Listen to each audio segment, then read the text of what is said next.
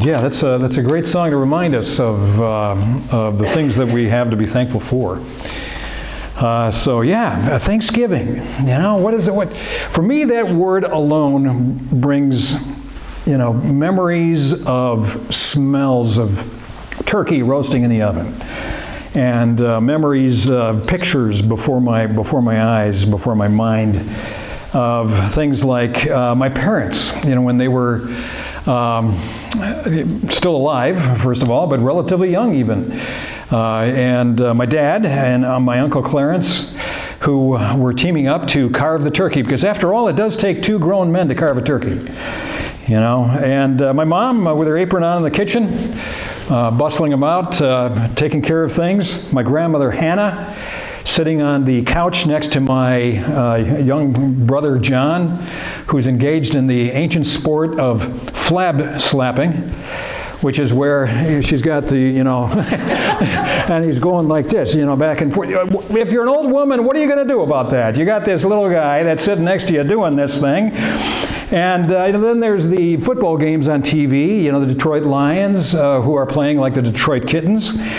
And my Aunt Ruth, who is there with her fake fur coat on, that her 3 dozen cats have used as their litter box for the last year. Thanksgiving. Gotta love it. Gotta love it. And actually, I do love it. I really do love Thanksgiving. I'm a Thanksgiving purist.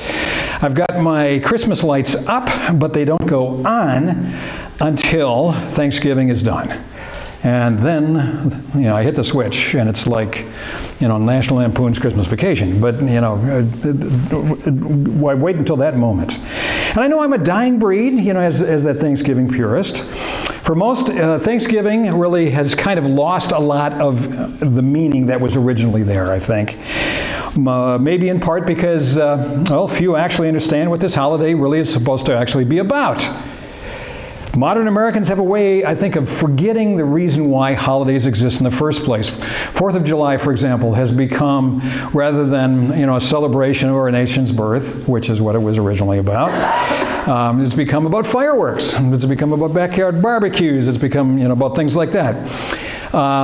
Memorial Day, I think has become more about having a 3-day weekend, than really remembering people who have served and things like that.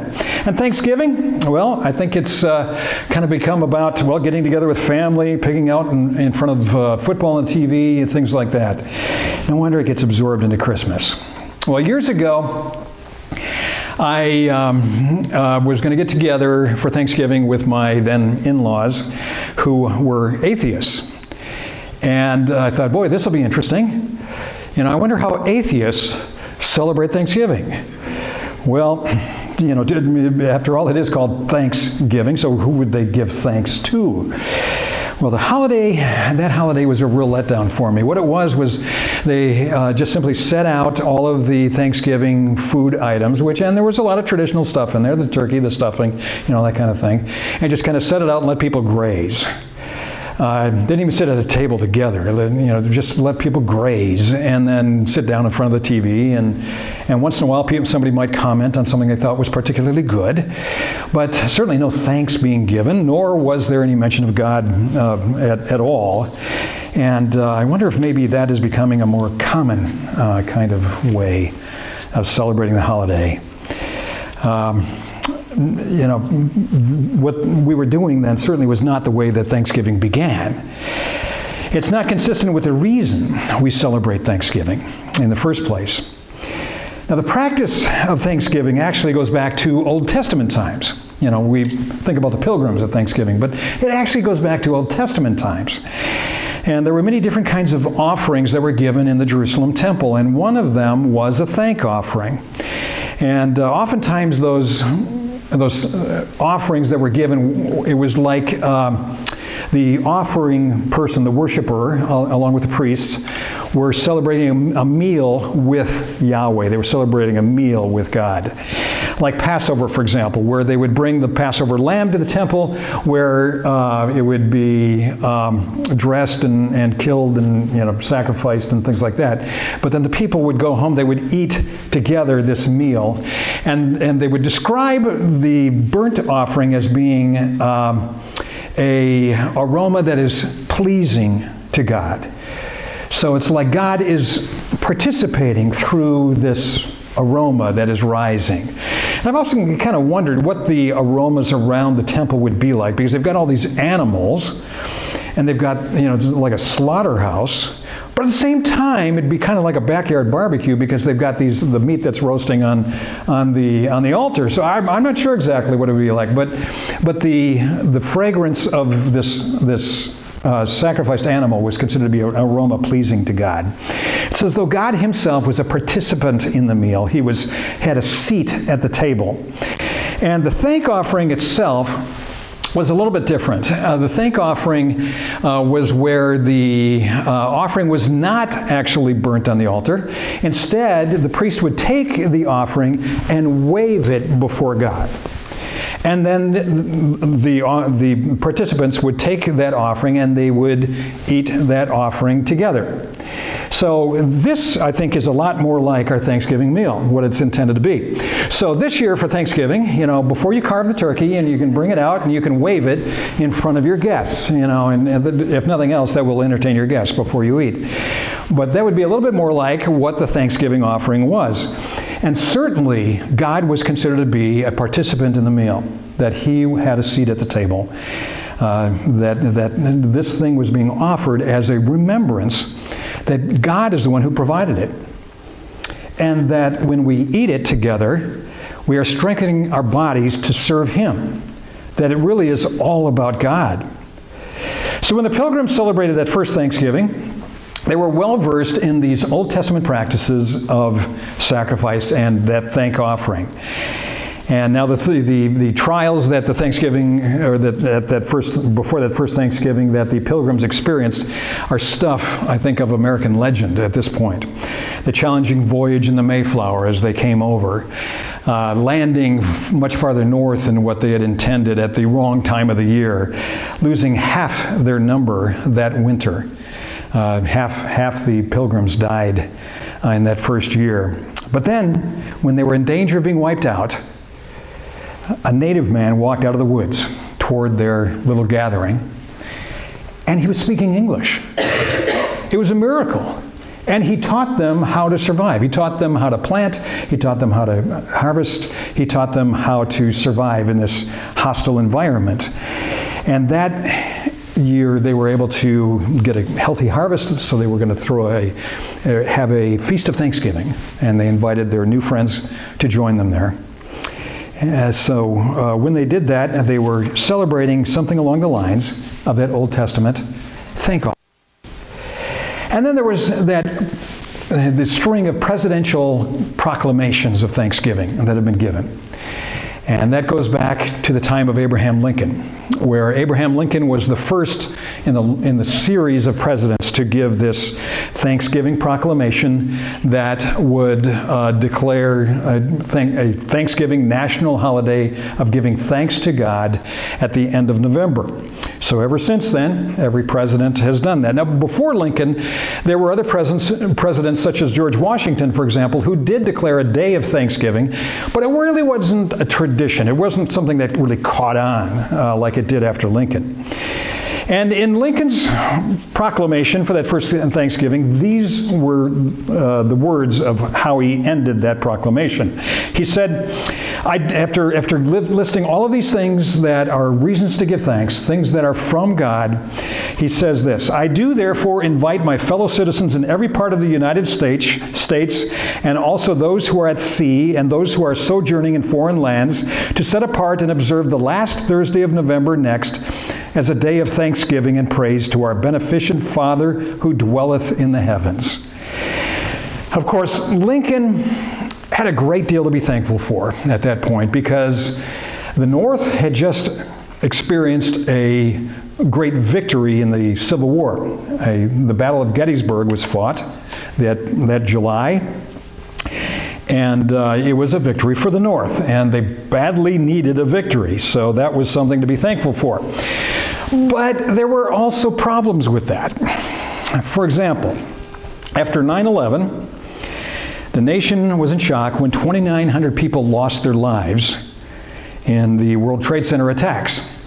In Vietnam, Vietnam was a traumatic experience for this country, and in that war there was a total of 58,220 casualties, which is a lot of casualties.